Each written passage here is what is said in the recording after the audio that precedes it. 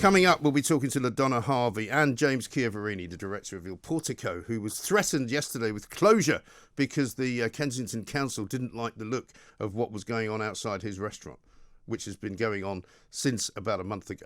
Absolutely incredible. Let's talk to Helen Dale. Helen, very good morning to you. Welcome back.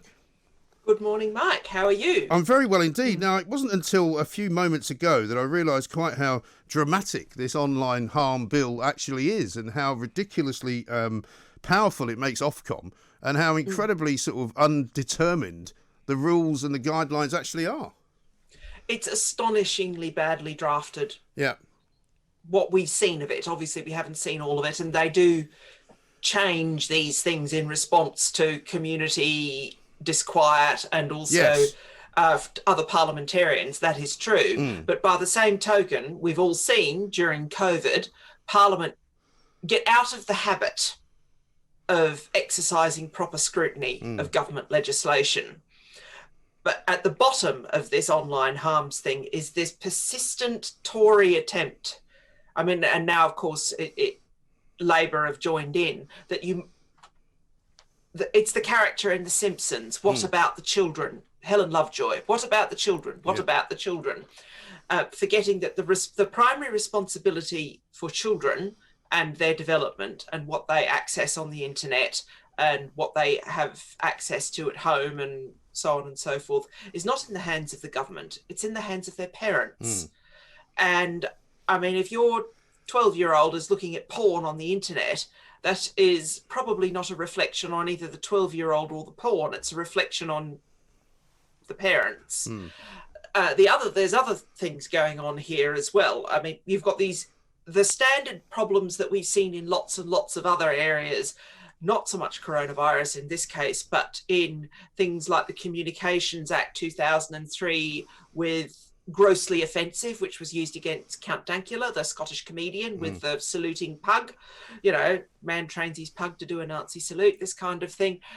So grossly offensive. You've got a term that is incapable of reasonable definition. Now you've got psychological harm being used in the draft of this bill. Now, the basic problem with all of this is the widening definition of harm. Everybody is trying to say that something harms them, and it's become completely out of control, and it's basically a vehicle for whingers. Yeah. Well, this is what worries me, because it says here, the one thing that it says is the aim is to make Britain one of the safest places to be online in the world, especially for children. Well, I don't know whether these people have actually looked at the internet recently, but it's not actually possible to prevent the internet from operating from a different country. So, I mean, you can make Britain as safe as you like, but somebody can go and look at something that's available in France on the internet without actually going to France, unless you're going to start blocking, all websites. Entire countries, yes. Which I think they tried to do in China, and even in China you can get around it. And it doesn't work. No, it doesn't. No, People go to China and they get on their own little private networks. The other thing here that worries me is it says platforms have a duty to protect journalistic content, but can still take down or block content or ban companies altogether, and this is the key bit, if they generate complaints. I mean, well, everyone generates complaints because people complain. It doesn't mean that they should be taken down. And there's also the point here. You've got, yes, Ofcom is better. Having Ofcom do it is better than having Facebook or Twitter do it. Yeah. I mean, because they have some awareness of the environment in which they operate, and they are accountable to Parliament. Yeah. I mean, you saw the difference between Ofcom and YouTube when Talk Radio's own YouTube channel was taken down, and Ofcom had nothing to do with that and put an enormous amount of distance between itself and the behaviour of YouTube. Yeah. But the point is, via the back door, in the form that this legislation is now, and you must remember it's in the form that it is now, it's basically saying, well, the way YouTube behaved then is acceptable as long as they do it like this. Yeah. But it's still conceding that it is entirely reasonable on the basis of people having a moan and having a grossly inflated sense of what hurts them or harms them. I mean, realistically, the appropriate response to someone who says, oh, I find that psychologically hurtful, is literally go down to B&Q, get a spoonful of cement, stick it in your mouth, swallow it, and harden up. Yeah. I mean, I'm sorry, I've just had this. I know. I've just had people whinging about, someone called me a nasty name on the internet. Yeah. If I had £1 for every nasty name that I've ever been called in my life, given my age and where I grew up and my sexual orientation and so on and so forth, I would not need to appear on the Independent Republic of Mike Graham. I would not need to write any more novels or do any more journalism or do anything at all, because I would be able to retire. Yes. I would have so much money. This exactly is ridiculous. Right. But how does this work legally as well, Helen? Because what we're looking at basically is an area which was previously not really policed by a government organisation. And now these media companies, by their own hand and through their own fault, in my view, are now being policed and regulated. Now, they might take the view that we don't wish to be regulated by a government organisation. So actually, maybe we won't bother operating in the UK. Yes, and to be fair, I don't actually have a problem with that. I think globally, in developed countries, politics would be improved and civil society would be improved if Twitter just ceased to disappear. So if Twitter particularly decides to up sticks and go home and say we don't want to deal with Ofcom or HM Gov or so on and so forth, I don't actually particularly care, because I think it's a net negative. We'd all have a lot more time on our hands, I would imagine. Well, yes. Well, time on your hands to do other maybe productive things like work and not argue the toss over stupid No, I mean, all the people that I nonsense. know that have either, for one reason or another, decided to just drop Twitter from their lives have all reported that, they're a lot happier and they have a lot more time to do, as you say, more sort of specifically creative things. Even Donald Trump's happier that he's off Twitter, I think. I'm not surprised. Look, a lot of Trump's behaviour on Twitter was exactly the same if you wanted to get someone from the other side of the fence, of Professor Gopal, who's a total lefty. Yes. The one at Cambridge. But the behaviour is just very similar. These are people who get on social media and for whatever reason, it doesn't persuade them to change their mind. We know that's not the case now. But what it does is any character flaws they already have, and in this case, a tendency to be easily angered and to become rude in certain contexts. Those are traits that both of these people share. I just amplified by Twitter and just made many, many, many times worse. And of course, if the person's got a lot of followers or is a powerful official like Trump was, you've got the situation of, it's very difficult for everybody else to ignore because of their behavior. But it's the way social media produces this. It's very important to keep clear in your head that social media or watching pornography on the internet or whatever it is you're doing on the internet doesn't change you in the sense of changing your views. It's very, very difficult to get any sort of broadcast media to make people change their minds. A lot of people think that it's easy, that propaganda is easy to do, and that they look at the Nazis or the communists, the Soviet Union back in the day, they think, well, their government managed to get everybody to all line up and face in the same direction. And it turns out that's actually not true. Right. That even in authoritarian, totalitarian states, propaganda is surprisingly ineffective and very hard to do well. Yes. Now, I would imagine in all of those situations that you've just described, it would be more the fear of what would happen if you didn't comply rather than actually believing what you're being told. Yes. It's not people believing what they've been told. It's the fact that the government has a monopoly on the coercive use of force, and they're willing to use it in an authoritarian way, which is what those dictatorships and various other modern dictatorships do it as well. And the thing is, it's getting harder and harder and harder to do. Even an authoritarian dictatorship that is very technologically advanced and competently governed in a way that neither Nazi Germany nor the Soviet Union were, China, even it can't keep Twitter out. Because a lot of Chinese people are tech savvy and they want to find out what people are discussing in other countries. And so they find ways of doing it. And my understanding is that in many respects that whilst they control Chinese people very heavily in terms of how they behave towards other Chinese in the context of the Chinese social credit system, that even the Chinese government has basically given up trying to stop people using VPNs to get hold of. Yeah, they can't do it. I mean, I know you would have to arrest every single Chinese person who uses a VPN, and I bet there's a lot of them. Yes, and I think it's a pretty well-known fact that if anybody goes to China, they do that as well.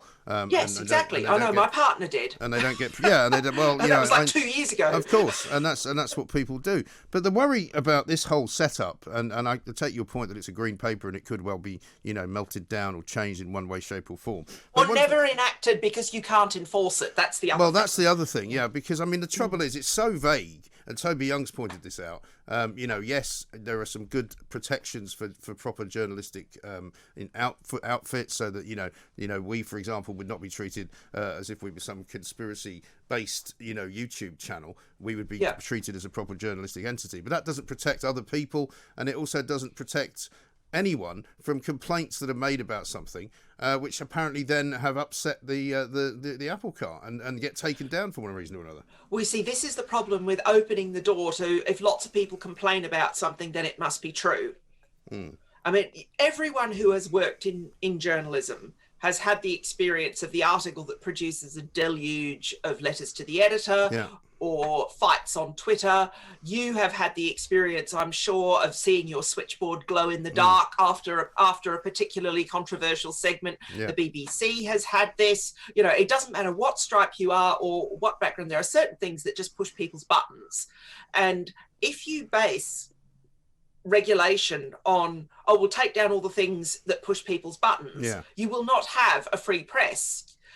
You won't necessarily have a controlled press either. What you will have, though, is an anodyne, boring press, and the opportunity for people to engage in the disputation and disagreement, the classic reasonable disagreement that you get in debate in a democracy, is taken away. The lifeblood of democracy it's just a way of draining it away in the name of protecting people from psychological harm.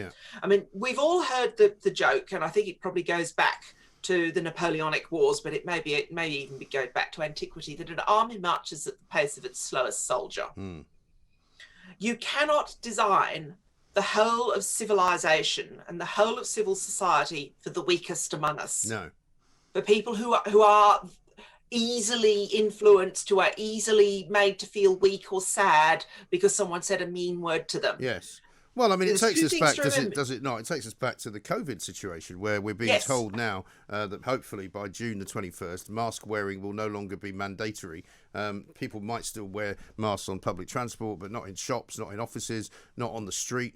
However, there will still be people who will say, but I want to wear one because I'm nervous and I'm frightened, and that's fine. Wear one then. Let them do it. But don't make everybody else do it. And this is the thing, running yourself on fear and weakness.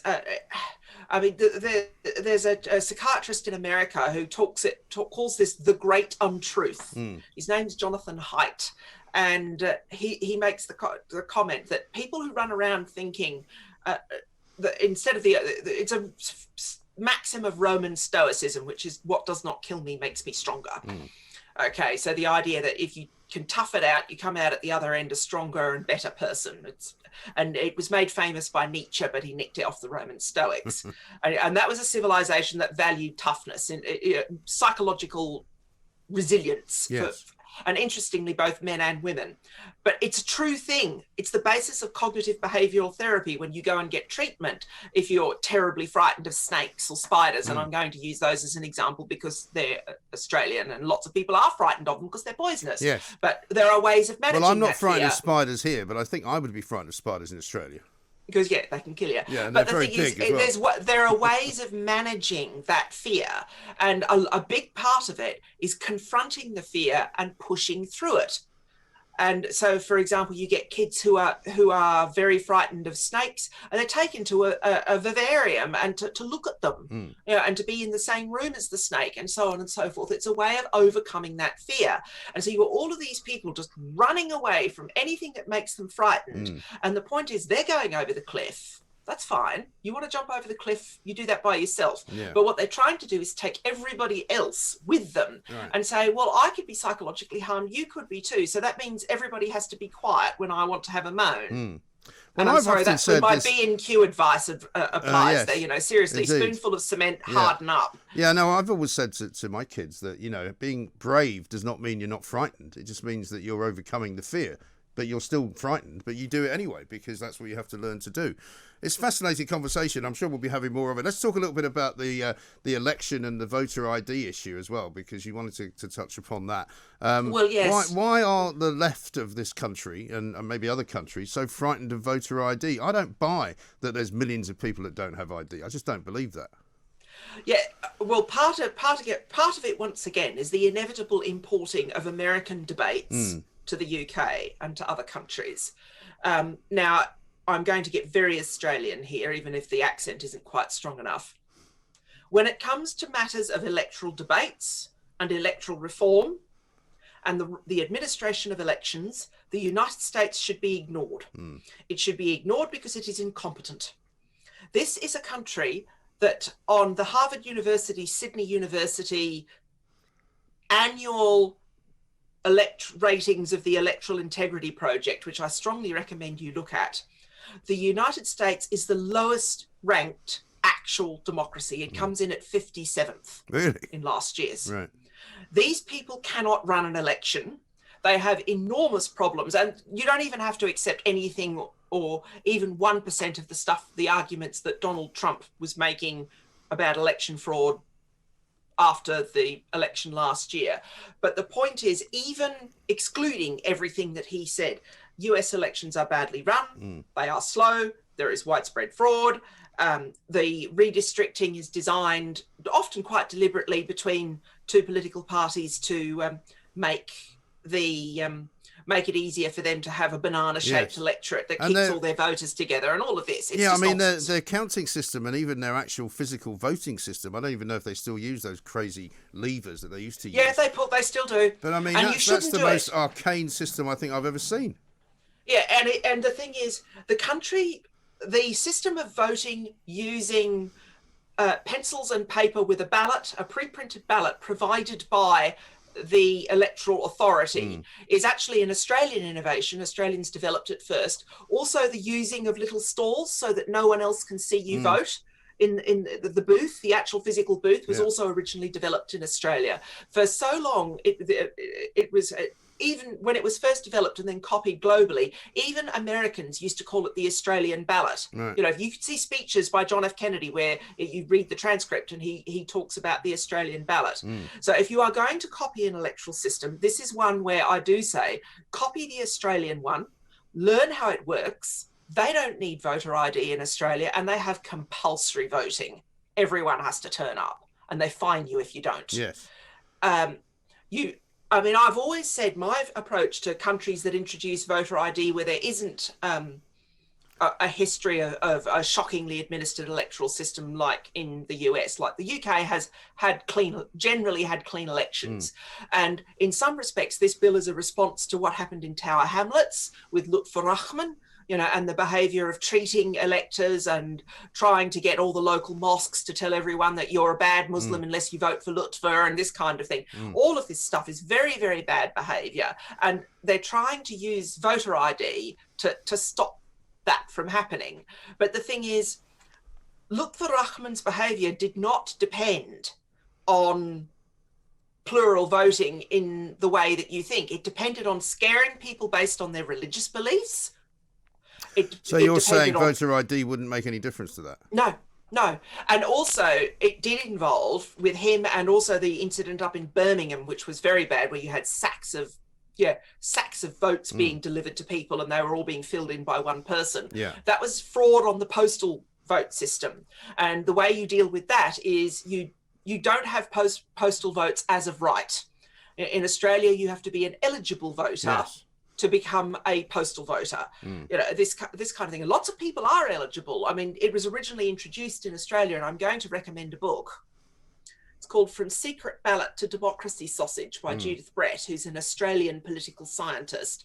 Now, it's quite difficult to get through Amazon. You'll have to buy it from Book Depository, and it will take a little while to be delivered because obviously it was never published in the UK. It's an Australian book.